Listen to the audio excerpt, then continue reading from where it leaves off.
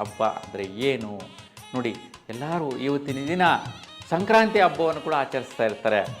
ಒಂದೊಂದು ರೀತಿ ಕೆಲವರು ಪೊಂಗಲನ್ನು ಮಾಡುವಂತಹದ್ದು, ಪೊಂಗಲನ್ನು ದೇವರಿಗೆ ನೈವೇದ್ಯ ಮಾಡಿ ಮತ್ತು ಎಲ್ಲರೂ ಸದಸ್ಯರೆಲ್ಲರೂ ಕೂಡ ಈ ಒಂದು ಪೊಂಗಲನ್ನು ಒಬ್ರಿಗೊಬ್ಬರು ಮನೆಗಳಲ್ಲಿ ಮತ್ತು ಸ್ನೇಹಿತರಿಗೆ ಮಿತ್ರರನ್ನ ಕರೆಸಿ ಹಂಚುವಂತಹದ್ದು ಮಾಡ್ತಾರೆ.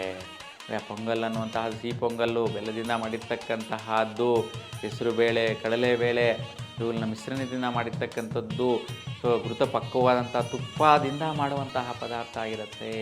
ಹಾಲು ಮಿಶ್ರಿತವಾದಂತಹ ಘೃತ ಪಕ್ವವಾದಂತಹ ಪದಾರ್ಥ ಇರುತ್ತೆ. ಎಷ್ಟೊಂದು ಸಂತೃಪ್ತಿಕರ ಕೊಡುತ್ತೆ ಅಲ್ವಾ.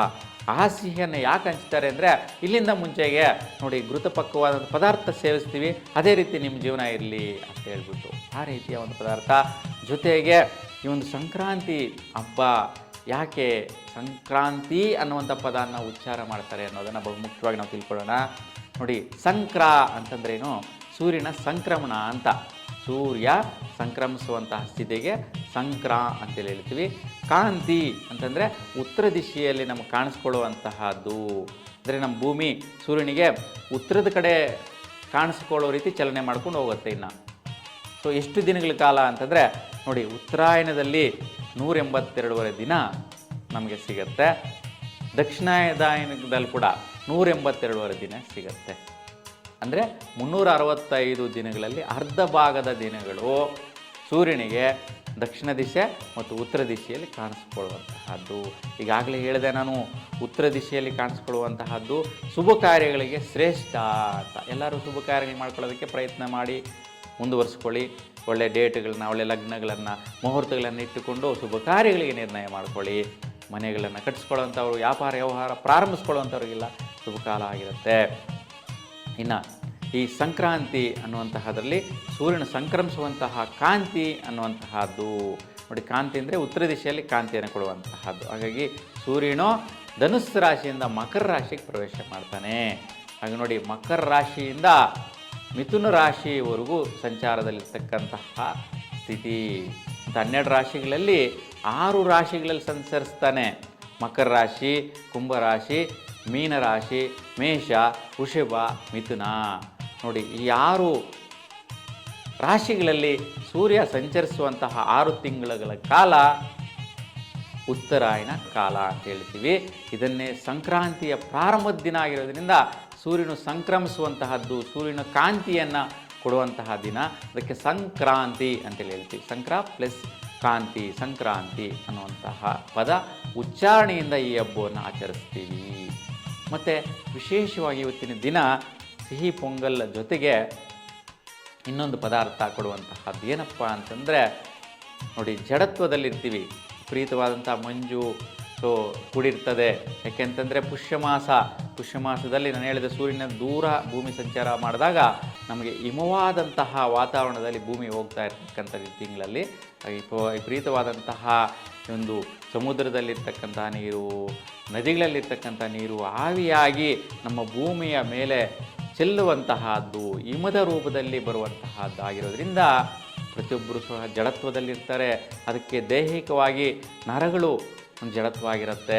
ರಕ್ತ ಚಲನೆ ನರಗಳಲ್ಲಿ ಜಡತ್ವದಿಂದ ಆಗುವಂತಹದ್ದು. ಅದಕ್ಕೆ ಹೆಚ್ಚಾಗಿ ಡಿಸೆಂಬರ್ ತಿಂಗಳಲ್ಲಿ ಹಾರ್ಟ್ ಅಟ್ಯಾಕ್ ಬರುವಂತಹದ್ದು, ಆಕ್ಸಿಡೆಂಟ್ ಜಾಸ್ತಿ ಆಗುವಂಥದ್ದು. ಯಾಕೆಂದರೆ ಮಂಜು ವಿಪರೀತವಾಗಿ ಕವಿದಿದ್ದಾಗ ರೋಡ್ಗಳೇ ಕಾಣಿಸೋದಿಲ್ಲ, ರಸ್ತೆಗಳಲ್ಲಿ ಹೋಗುವಂಥ ವಾಹನಗಳೇ ಕಾಣಿಸೋದಿಲ್ಲ, ಹೆಚ್ಚಾಗಿ ದುರ್ಘಟನೆಗಳಾಗತ್ತೆ. ಯಾಕಪ್ಪ ಅಂತಂದರೆ ಈ ಒಂದು ಸ್ಥಿತಿನೇ ನೋಡಿ. ಯಾವ ರೀತಿಯ ಒಂದು ಇದು ಕೆಟ್ಟ ಕಾಲ ಅಂತ ಅಲ್ಲವೇ ಅಲ್ಲ, ಆದರೆ ಬುದ್ಧಿ ಇರ್ತಕ್ಕಂತಹ ಮನುಷ್ಯ ನಡ್ಕೊಳ್ಳೋವಂತಹ ಒಂದು ಸ್ಥಿತಿಗಳು ಅವನಿಗೆ ಅವನತಿಯನ್ನು ತರ್ತಾ ಇರುತ್ತೆ ನೋಡಿ. ಈ ಒಂದು ಪುಷ್ಯ ಮಾಸದಲ್ಲಿ ಎಷ್ಟೊಂದು ದುರ್ಘಟನೆಗಳೆಲ್ಲ ಆಯಿತು.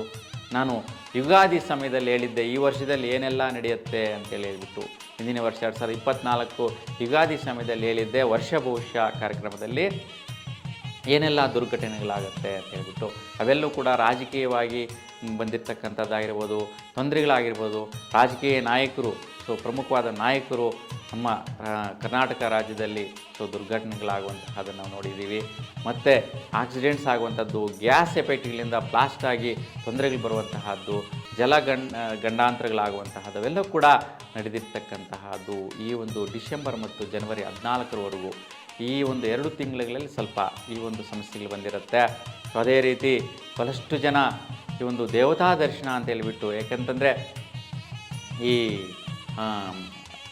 ವೈಕುಂಠ ಏಕಾದಶಿ ಅಂತ ಹೇಳಿಬಿಟ್ಟು ದೇವರ ದರ್ಶನಕ್ಕೆ ಹೋಗುವಂತಹ ಅವರು ನೋಡಿ, ತಿರುಪತಿಯಲ್ಲಿ ಕಾಲು ತುಳಿತಕ್ಕೆ ಸಿಕ್ಕಾಕ್ಕೊಂಡು ತುಳಿತಕ್ಕೆ ಸಿಕ್ಕಾಕೊಂಡು ಸತ್ತಂತಹ ಜನ ನೋಡ್ತೀವಿ. ಸೊ ಅದೇ ರೀತಿ ಬಹಳಷ್ಟು ಜನ ಈ ಒಂದು ಒಬ್ಬರ ಮೇಲೊಬ್ಬರು ಗೊತ್ತಿದ್ದು ಗೊತ್ತಿಲ್ಲದೇ ನಡೆಯುವಂತಹ ಘಟನೆಗಳು ಇವೆಲ್ಲ ಕೂಡ. ಅದಕ್ಕೆ ಇಲ್ಲಿ ದೇವರು ನೇರವಾಗಿ ಬಂದು ಯಾರನ್ನೂ ಕಾಪಾಡೋಕ್ಕೆ ಬರಲ್ಲ, ಹನಿಬರಹ ಅಂತ ಇರುತ್ತೆ. ಪ್ರತಿಯೊಬ್ಬನ ಮನುಷ್ಯನ ಜೀವನ ನೀನೇನೆಲ್ಲ ಸಾಧನೆ ಮಾಡ್ಕೊಂಡು ಬರ್ತೀಯ ಬರಬ್ಬಾಪ್ಪ ಅಂತೇಳಿ ಹೇಳ್ತಾನೆ. ಎಲ್ಲಿ ಬಂದು ಮಧ್ಯದಲ್ಲಿ ಬಂದು ದೇವರು ನಮಗೆ ಸಪೋರ್ಟ್ ಮಾಡೋಕ್ಕಾಗಲ್ಲ. ಅದು ನಮ್ಮಲ್ಲಿರ್ತಕ್ಕಂತಹ ಭಗವಂತ, ನಮ್ಮ ಮನಸ್ಸಲ್ಲಿರ್ತಕ್ಕಂತಹ ಶ್ರೇಷ್ಠವಾದಂಥ ಮನಸ್ಥಿತಿ ದೇವರನ್ನು ನಾವು ದೃಢವಾದ ಸಂಕಲ್ಪದಿಂದ ನಾವೇ ಬುದ್ಧಿವಂತರಾಗಬೇಕು. ಅದೇ ದೇವ್ರು ಕೊಟ್ಟ ವರ, ಬುದ್ಧಿ, ಜ್ಞಾನ ಅಂತ ತಿಳ್ಕೋಬೇಕು. ಎಲ್ಲನೂ ದೇವ್ರ ಮೇಲೆ ನಾವು ಭಾರ ಹಾಕುವಂತಹದ್ದು. ಭಗವಂತ ನಿನಗೆ ಪೂಜೆ ಮಾಡಿಸ್ಬಿಡ್ತೀನಿ, ಅಭಿಷೇಕ ಮಾಡಿಸ್ಬಿಡ್ತೀನಿ, ವಿಶೇಷವಾದಂಥ ಅಲಂಕಾರ ಮಾಡ್ತೀನಿ, ಅದನ್ನು ಒಳ್ಳೇದು ಮಾಡಿಬಿಡಪ್ಪ ಅಂದರೆ ದೇವ್ರೇನು ಬೇಳ್ಕೊತಾರ? ದೇವ್ರಿಗೇನು ನಾವು ಮಾಡಿದ್ರೇನೇನ? ಇಲ್ಲಾಂದರೆ ಅವರು ಇರ್ತಕ್ಕಂತಹ ಸ್ಥಾನ ಮಾನ ಬಲ ಅವ್ರಿಗಿರೋದೇ ಇರ್ತದೆ. ಅಗಾಧವಾದಂಥ ಶಕ್ತಿ. ನಾವು ಪೂಜೆಗಳು ಮಾಡಿದ್ರೇನೇನಾ? ಮನಸ್ಸಿಂದ ಫಸ್ಟು ಪೂಜೆ ಮಾಡಿ, ತದನಂತರ ಕ್ರಿಯಾರೂಪದಲ್ಲಿ ಮಾಡಿ ದೇವ್ರನ್ನ ಅಲಂಕಾರ ಮಾಡೋದ್ರಿಂದ ಆಕರ್ಷಣೆ ನಮ್ಮಲ್ಲಿ ಬರುತ್ತೆ. ಅದಕ್ಕೋಸ್ಕರ ಅಲಂಕಾರ ಮಾಡಿ, ಪೂಜೆ ಪುನಸ್ಕಾರ ಮಾಡಿ, ಅದು ಶ್ರದ್ಧೆ. ಕ್ರಿಯಾರೂಪದಲ್ಲಿ ಬರುವಂತಹ ಕರ್ಮರೀತಿಯನ್ನು ಬರುವಂತಹ ಶ್ರದ್ಧೆ. ಆ ಶ್ರದ್ಧೆನೇ ಮನೋಸ್ಥಿತಿ ಚೆನ್ನಾಗಿದ್ದು ಮಾಡಬೇಕು. ಅದಕ್ಕೆ ಫಸ್ಟು ಮನಃಶುದ್ಧಿಯಿಂದ ಮಾಡುವಂತಹ ಕ್ರಿಯೆ ಕರ್ಮಗಳನ್ನ ಅನುಸರಿಸಬೇಕು. ಹಾಗೆ ಈ ಸಂಕ್ರಾಂತಿ ದಿನ ತುಂಬ ಶುಭವಾದಂತಹ ಕಾರ್ಯಗಳು ಸ್ಟಾರ್ಟ್ ಮಾಡೋದಕ್ಕೆ ಬರುತ್ತೆ.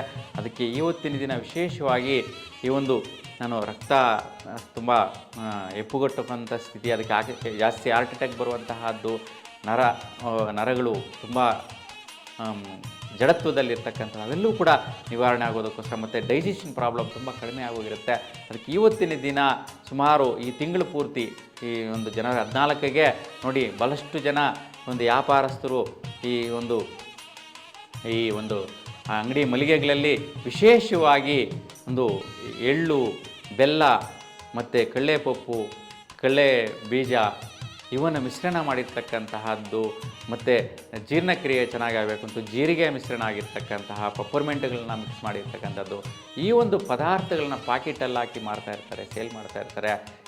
ನಮ್ಮ ಇಂದಿನ ಅಜ್ಜಂದರು ಮನೆಗಳಲ್ಲೇ ತಯಾರು ಮಾಡ್ತಾಯಿದ್ರು ಇವೆಲ್ಲ ತರಿಸ್ಕೊಂಡು. ಪ್ರತಿಯೊಂದು ಮನೆಗೂ ಹಂಚೋರು, ಮನೆಗೆ ಬಂದವರಿಗೆಲ್ಲ ಕೂಡ ವಿಶೇಷವಾಗಿ ಕೊಡೋರು. ಆ ರೀತಿ ಈ ಪದಾರ್ಥಗಳನ್ನು ಸೇವನೆ ಮಾಡೋದ್ರಿಂದ ಒಂದು ದೇಹದಲ್ಲಿರ್ತಕ್ಕಂತಹ ಆರೋಗ್ಯ ಪರಿಸ್ಥಿತಿ ಬದಲಾವಣೆ ಆಗುತ್ತೆ. ಹಾಗಾಗಿ ಈ ಒಂದು ತೇವಾಂಶ ಜಾಸ್ತಿಯಾಗಿ ಉಷ್ಣ ಆಗಿಬಿಡುತ್ತೆ. ಅದಕ್ಕೋಸ್ಕರನೇ ಮೂಳೆ ಸಂಬಂಧಿ ಸಮಸ್ಯೆಗಳು ಬರುತ್ತೆ, ನರ ಸಂಬಂಧಿ ಸಮಸ್ಯೆಗಳು ಬರುತ್ತೆ, ಏನೆಲ್ಲ ಕಾಯಿಲೆ ಬಂದಂಗೆ ಆಗಿಬಿಡುತ್ತೆ. ಜಡತ್ವಾಗಿಬಿಟ್ಟಿರ್ತೀರ, ಎದ್ದೇಳೋಕ್ಕೆ ಆಗಲ್ಲ. ಆ ರೀತಿ ಒಂದು ವಾತಾವರಣ ಸೃಷ್ಟಿಯಾಗಿರುತ್ತೆ. ಹಾಗಾಗಿ ಈ ಒಂದು ಪದಾರ್ಥ ತುಂಬ ಶ್ರೇಷ್ಠವಾಗಿ ಹಂಚಿ ಪ್ರತಿಯೊಬ್ಬರಿಗೂ ಕೂಡ ನೀವು ಹಂಚೋದ್ರಿಂದ ಒಂದು ಸಮನ್ವಯ ಬೀಳುತ್ತೆ. ಹೊಸತನದಲ್ಲಿರ್ತಕ್ಕಂಥವ್ರಿಗೆ ನೀವು ಯಾರು ಅಂತ ಗೊತ್ತಾಗತ್ತೆ. ಇವತ್ತಿನ ದಿನ ಅವ್ರ ಜೊತೆ ಸೇರಿಕೊಂಡು ಒಳ್ಳೆ ಕೆಲಸ ಕಾರ್ಯಗಳು ಮಾಡೋದಕ್ಕೆ ಒಂದು ಸಮನ್ವಯ ನೋಡಿ. ಒಂದು ಪದಾರ್ಥ ಕೊಡೋದ್ರಿಂದ ಅವರು ಪ್ರೀತಿ ವಿಶ್ವಾಸ ತೋರಿಸ್ತಾರೆ. ಅದೇ ನಾವು ಒಂದು 10,000 20,000 ಕೊಟ್ಟರೆ ಮರ್ತೋಗ್ಬಿಡ್ತಾರೆ, ಜ್ಞಾಪಕನೇ ಇರೋದಿಲ್ಲ. ಲಕ್ಷಗಳು ಕೋಟಿಗಳು ಕೊಟ್ಟಿದ್ದು ಇದ್ದಿದ್ದು ದೂರ ಆಗಿಬಿಡ್ತಾರೆ ಅಲ್ವಾ. ಅದಕ್ಕೋಸ್ಕರ ದುಡ್ಡಿನ ವ್ಯವಹಾರ ದೂರ ಮಾಡುತ್ತೆ ಹೊರತು ಹತ್ತಿರ ಮಾಡಲ್ಲ. ಅದೇ ನೋಡಿ, ಇವತ್ತಿನ ದಿನ ಈ ರೀತಿಯ ಪದಾರ್ಥ ನೀವು ಹಂಚೋದ್ರಿಂದ ಪ್ರತಿಯೊಬ್ಬರು ಕೂಡ ನಿಮ್ಮನ್ನು ಇಷ್ಟಪಡ್ತಾರೆ, ಪ್ರೀತಿ ಮಾಡ್ತಾರೆ, ನಿಮಗೆ ಸಹಕಾರ ಮಾಡ್ತಾರೆ.